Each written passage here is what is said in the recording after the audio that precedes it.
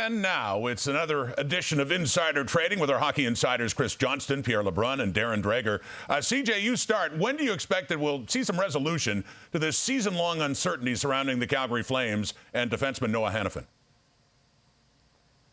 Well, the Winds have certainly shifted course more than once through this year, where it looks like maybe at some points the Flames are going to re-sign Hanifin, others that they were going to look to trade him ahead of March 8th as a pending UFA. And I would expect in the coming days we will get some sort of idea of where it's headed definitively. That's because Hanifin's agents from CAA Sports are expected to have a conversation with Flames management where they present their final position, where there's something to be decided upon, and that will ultimately propel this thing forward. And while we don't know exactly which way that will go, I think it's safe to say that if Calgary is not able to reach some kind of contract extension with Hanifin, they will use the time between now and March 8th to find a suitor somewhere to trade him. And so we'll keep our eyes on that. Yeah, which certainly potentially could have an impact on the D market, CJ. But in the meantime, Chris Tanev is seen by most teams as the #1 guy on that rental D market because he is available. Number of teams have inquired. And also there's a sense that the same way in which Elias Lindholm kind of controlled the center market last week until he got dealt, and then you had that domino effect with Sean Monahan getting dealt a day and a half later. Some teams that I've spoken to over the last few days feel Tanev is having the same impact on the D rental market. That there are other guys of interest, but they're waiting to see what happens with Tanev first in terms of when he goes and what he goes for. Now, as I mentioned last week, the price right now from Calgary, our understanding is a second-round pick plus another asset, which could be okay for some teams, but a team like the Toronto Maple Leafs, which continues to have interest in Chris Tanev, doesn't have a second-round pick for the next 3 years. So it's been made fairly clear to them from Calgary, I believe, that the price is a first-round pick if they want Chris Tanev. Not sure whether or not Brad Treliving of the Leafs is whether to pay that or not. Pierre, let's shift to Montreal. David Savard has stated publicly that he does not want to be traded, but could the Habs defenseman be dealt before that March 8th deadline? Well, the reason the answer to that is yes is really if another team forces the issue here, Rod.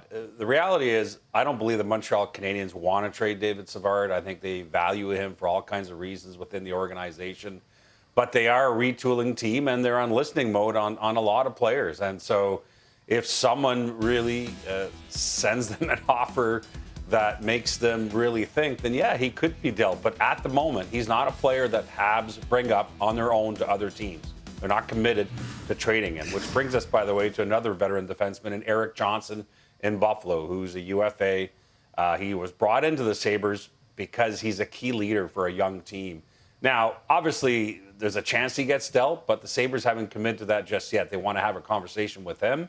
They want to have a conversation with his agent, Pat Brisson, before deciding where they go there. Dregs, we just found out recently NHL players will be taking part in the Olympics again in 2026 and again in 2030. When might Hockey Canada begin working on setting up a management team?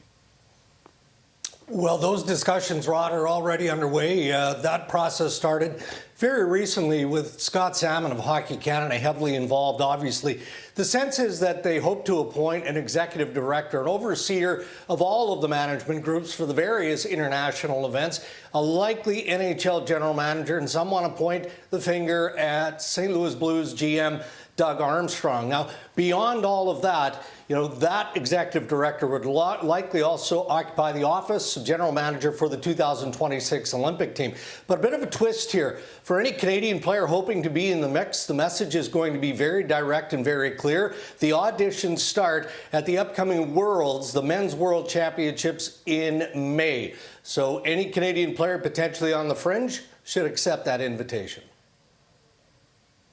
And with the NHL laying out its new international calendar here, there has been some concerns voiced by players such as Nikita Kucherov, Kirill Kaprizov about the ongoing Russian ban of athletes for international competition. They're not going to like what I have to hear because at this point in time, I can tell you with certainty that it's far from certain that Russia will be cleared to play in the 2026 Olympics. Now, there's a fair bit of time before that will be confirmed one way or the other, but there is a meeting next week in Zurich where the IIHF will make a decision on 2025 tournaments, or at least start to have a discussion. I would expect the decision to come next month, and it really doesn't sound as though the wind is blowing in the favor of Russia being allowed then. And so, it's by this time next year, something's going to have to change. But as long as that war is ongoing in Ukraine, doesn't sound like there's much appetite for change at the IIHF level.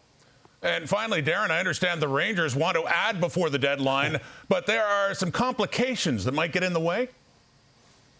Yeah, including their first-round pick in 2024. And you're right, the New York Rangers would like to add a forward. I'm told that they did make an offer on Elias Lindholm, formerly of the Calgary Flames, now the Vancouver Canucks, but that offer clearly wasn't accepted. James Dolan, the owner of the New York Rangers, wants to protect the 2024 first-round pick so that the Rangers can be part of the spotlight at the draft in the Sphere, because Dolan is also the owner of the Sphere in Vegas. Doesn't mean that GM Chris Drury can't use another first-round pick, maybe in 2025, or acquire one, but the Rangers want to be part of the spectacle in Vegas. This could be the first time ever the location of a draft could have an impact on a team's roster decisions. Only in Vegas. This has been Insider Trading.